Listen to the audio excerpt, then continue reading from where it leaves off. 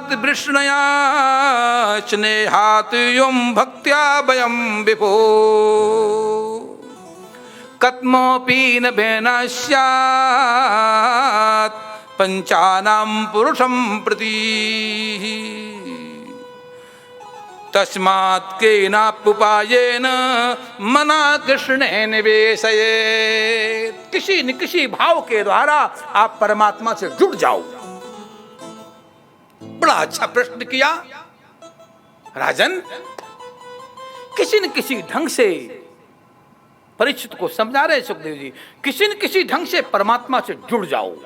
यदि जुड़ जाओगे भाव से, कुभाव से, अनक से, आलस्य से, प्रेम से, शत्रुता से कैसे भी जुड़ाओ। राजन, दो ही तरीके हैं परमात्मा को पाने के। या इतना सुमरण करो, इतना जप करो, भजन करो, जो तुम्हारे भजन जप सुमरण साधना से भगवान खुश हो जाएं, आपको अपना दर्शन दें। और दूसरा जो तरीका है, इतना पाप, इतना अनाचार जीव करे तो भगवान को बाध्य होकर के जन्म लेकर के उसे संभालना पड़े, उसे मारना पड़े। दो ही तरीके हैं। राजेश भाई, आपका मुखमंडल नहीं दिखता है। हम चाहते हैं कि थोड़ा आप भी दर्शन आते हैं आप, पर आप बिजी बहुत हैं, आप बहुत संभालते हैं। आप नहीं संभालेंगे तो हम कैसे आएंगे। आप वहां बैठ के मेरे को संभालते हैं, बहुत अच्छी बात है, बहुत सुंदर बात। सुनो ध्यान से, दो ही तरीके हैं ईश्वर को पाने के। एक तरीका है खूब भजन करो, खूब भजन करो तो परमात्मा मिले, और इतना पाप करो जो परमात्मा बाध्य होकर तुम्हारे पास आ जाए। राजन, दो ही तरीके हैं मेरे प्यारे भक्तों। तुम पाप नहीं कर सकते हो, तुम भजन ही करके कर सकते हो। दूसरी बात मत पकड़ लेना। यहां से कथा सुनने आए हो, मैं कहूं महाराज ये तो बहुत सरल है, हम यही करेंगे, ये भी तुम्हारे बस का नहीं है। वो तो रावण ही कर सकता है, कंस ही कर सकता है, शिशुपाल ही कर सकता है, हिरण्याक्ष ही कर सकता है, हिरण्यकश्यप भी कर सकता। सबके बस की बात नहीं है। तामस तन कछु साधन नहीं, यही प्रसंग आ रहा है। हिरण्यकश्यप बोला, अरे मैं इतना बड़ा अग हूं, पापी हूं, क्रोधी हूं, कामी हूं, कुटिल हूं, हम भजन नहीं कर सकते हैं। सुखदेव जी बोले, अरे वो भजन में सक्षम ही नहीं है। कर सकता पर सात्विकता पूर्ण नहीं कर सकता है। आसुरी वृत्ति से कर सकता है, ध्यान देना।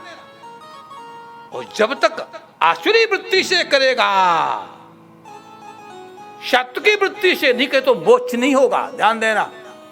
भगवान का दर्शन होना अलग बात है और मुक्ति होना अलग बात, दोनों बातों में भिन्नता है, ध्यान देना।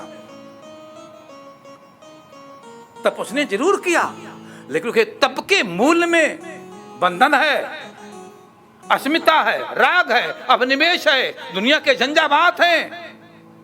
सुखदेव विवेचन किए कि आज उसका भाई मारा गया है और भाई के मरने से उसके अंदर बड़ा विक्षेप है। ऋषभानु को समझाया है, दिति को समझाया है, और मैं तप करने जा रहा हूं। तप करने चल देता है, मंद्राचल पर्वत पर बैठता है, तप करता है। विलक्षण तप किया, विलक्षण तप, ऐसा उसने तप किया, बड़ा विलक्षण तप किया।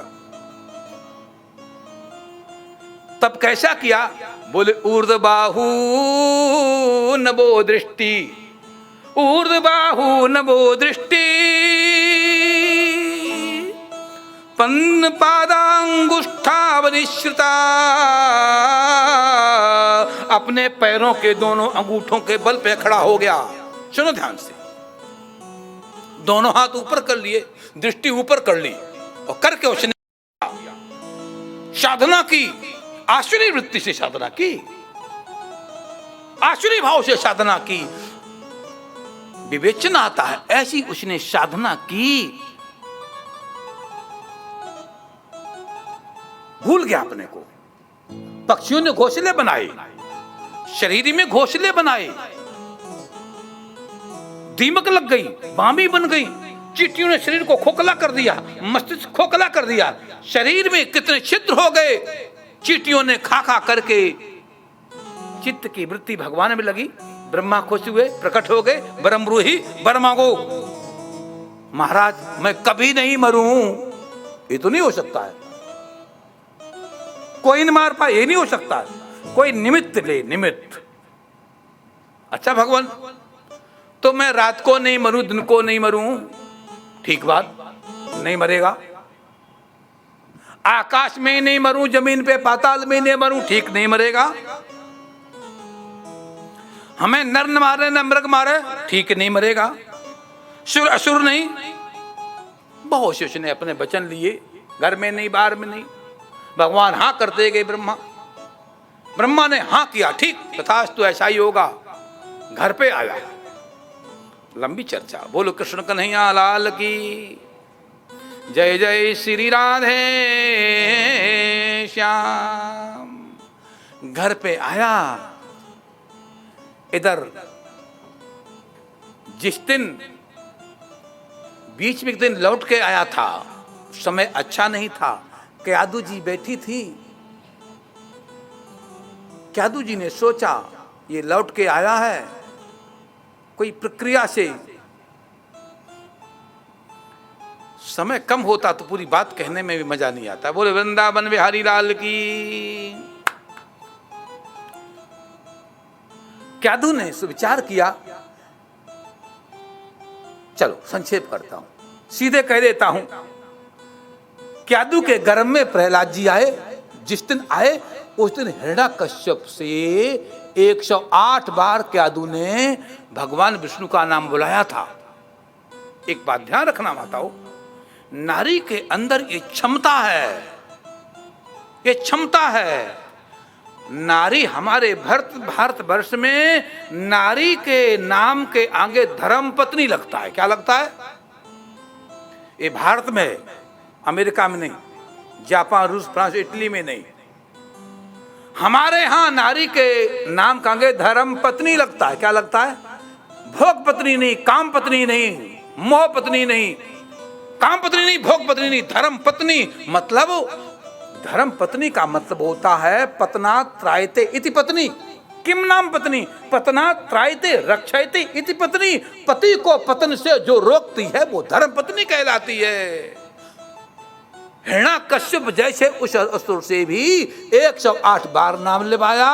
सुखदेव जी बोले परीक्षित, आज के ही दिन में आज के ही दिन में हिरण्यकश्यप अपने माँ के उदर में आया। इधर नारद जी अपने आश्रम पे ले गए, वहीं उसका जन्म हुआ और जन्म होने के बाद तपस्या करके आया। तब उस समय प्रहलाद जी महाराज क्यादू के शहद घर पे छोड़ गए। नारद जी महाराज, वृंदावन बिहारी लाल की, नारद जी की भगवत भक्ति की निष्ठा, क्योंकि संस्कार वाला विलक्षण होता है। अभी मैं आपको बहुत लंबा व्याख्यान दे चुका था। जैसा परिवेश होगा, जैसा वातावरण होगा, उसके अनुसार व्यक्ति पे संस्कार जरूर पड़ेगा, जरूर पड़ेगा। ध्यान रखना। हमारे यहाँ विष्णु शर्मा कह रहे हैं, 90 भाजने लगना, नीति शास्त्र 90 भाजने लगना, संस्कारा नान्यथा भवेत। ओ कथा चले न बाला नाम, नीति शास्त्रम कथ्यते। 90 नया भाजन मिट्टी का पात्र होता है, उस पर जैसी रेखाएं खींच दो कच्चे अवस्था में, वो रेखाएं वैसी बन जाती हैं। ध्यान देना। और टूटने फूटने के बाद भी, बर्तन के पक जाने के बाद भी यदि बर्तन टूट जाए तो रेखाएं मिटती। प्रहलाद के अंदर भक्ति के संस्कार कहां से आए? बोले वो नारद जी के आश्रम पे रहे। उस समय क्यादू ने नारद जी के आश्रम पर अच्छी चर्चा सुनी, सुंदर बातें सुनी, भागवत को सुना, रामायण को सुना, गीता को सुना, सत्संग को सुना। सो अंदर बालक बैठ करके, ध्यान देना, भूल नहीं जाना, भ्रमित मत हो जाना। बालक उदर में होता है, बालक उदर में रहता है, माँ के कान से सुनता है, माँ की आंख से देखता है, माँ जो खाती है उसी उसका पोषण होता है। माँ कैसा देख रही है, मैं कैसा सुन रही है, वो बालक पर संस्कार पड़ता है। क्यादू पर अच्छा संस्कार पड़ा, नहीं तो वरना असुर कुल, असुरों का कुल है। असुरों के कुल में ऐसा भक्त कहां से?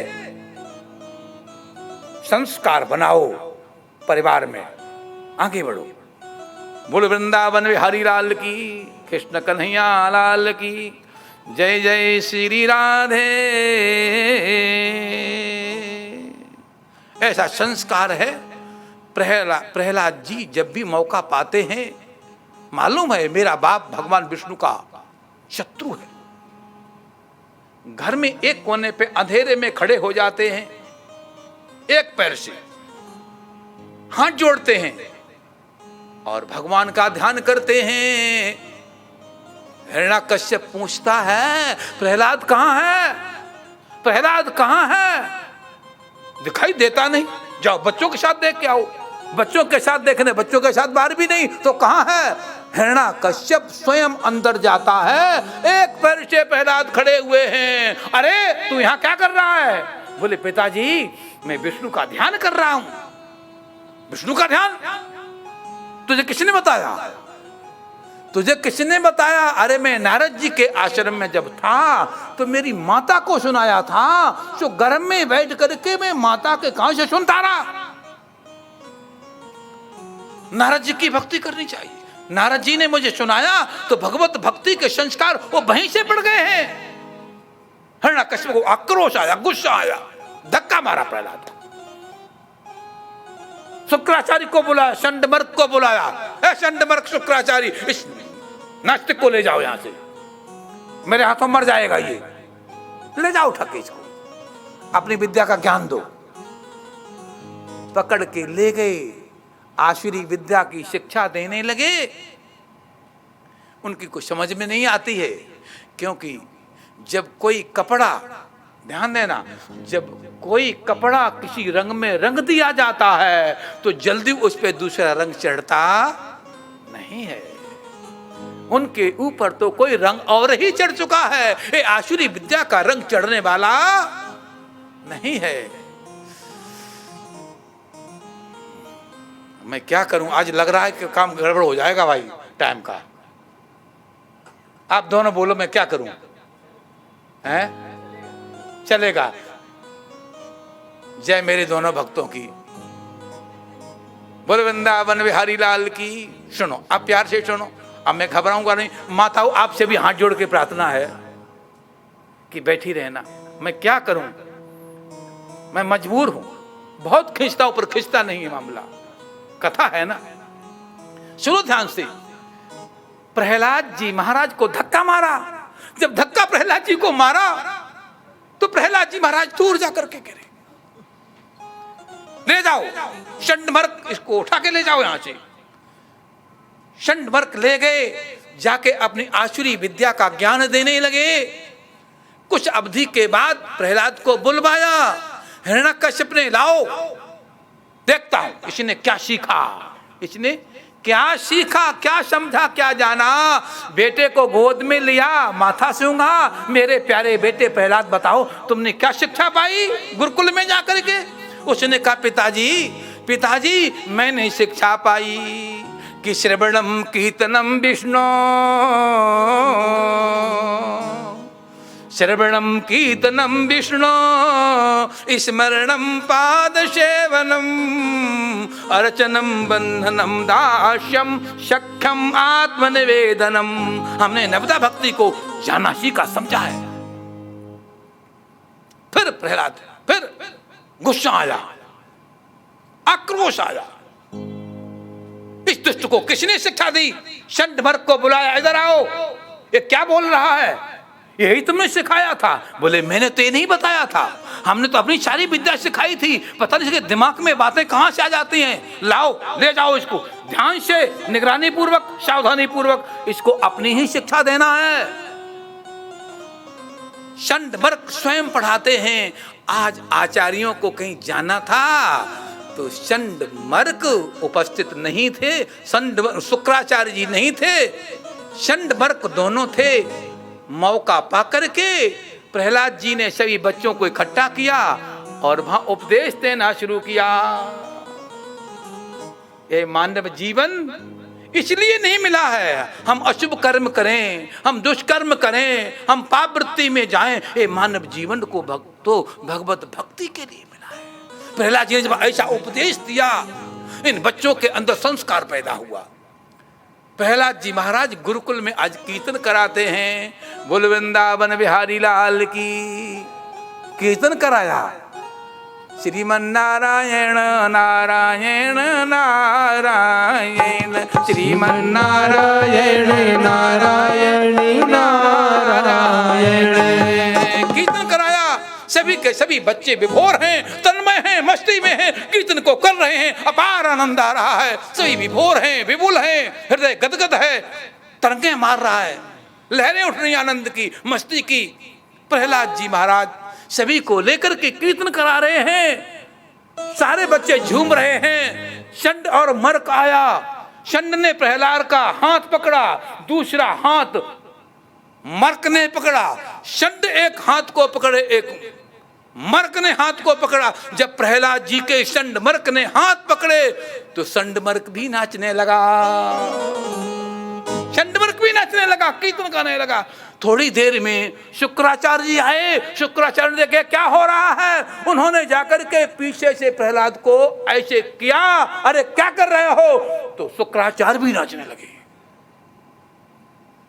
ये भक्ति का प्रभाव है, ये कीर्तन का आनंद है। हर व्यक्ति का अपना गुण होता है। यदि आप शैत्य युक्त वस्तु को संस्पर्श करो तो आपको शैत्य की अनुभूति होगी। यदि उष्ण वस्तु को आप संस्पर्श करो तो आपको उष्णता की अनुभूति होगी।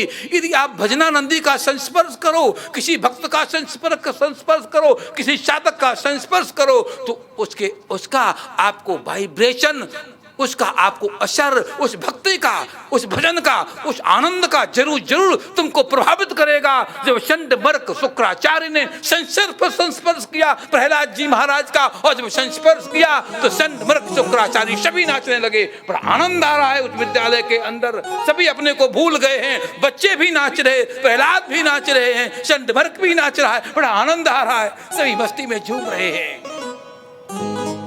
आज मन के अंदर भाव उठा, हिरण्यकश्यप ने सोचा मैं कितना प्रमादी हूं अपने दायित्वों के प्रति, अपने बच्चियों के प्रति। हमें दायित्वशील बनना चाहिए। मेरा बेटा बिगड़ रहा है, हम ध्यान नहीं दे रहे हैं, आज मुझे खुद जाकर के देखना चाहिए, स्वयं जाके देखना चाहिए। जब गुरुकुल में पहुंचा तो सारे बच्चे नाच रहे हैं, षंड मर्क नाच रहा है, शुक्राचार्य नाच रहा है। उसने कहा अरे ये हमारे आचार्य ही जब मेरे प्रतिकूल हैं तो ये बच्चा कैसे संभलेगा। तुरंत जाकर के प्रहलाद जी महाराज को उसने पकड़ा और पकड़ के हिलाया खूब, पर प्रहलाद जी सुन नहीं पा रहे हैं। षंड मर्क को हिलाया, षंड मर्क भी नाच रहा है, शुक्राचार्य को हिलाया, कोई असर नहीं हुआ। मस्ती में सब नाच रहे, ऐसी मस्ती तीनों को आई है कि भैया हिलाने से हिलते नहीं है। हिरण्यकश्यप ने सोचा अब ये कैसे ठीक होंगे, ये उन्हें पता नहीं क्या हो गया है। उन्होंने कहा अब मुझे तरीका यही लगता है कि विनाश का कारण तो यही है, मैं इसी को पहले ठीक करूं। जब प्रहलाद जी को पकड़ करके जब हिरण्यकश्यप ने खूब हिलाया, हिलते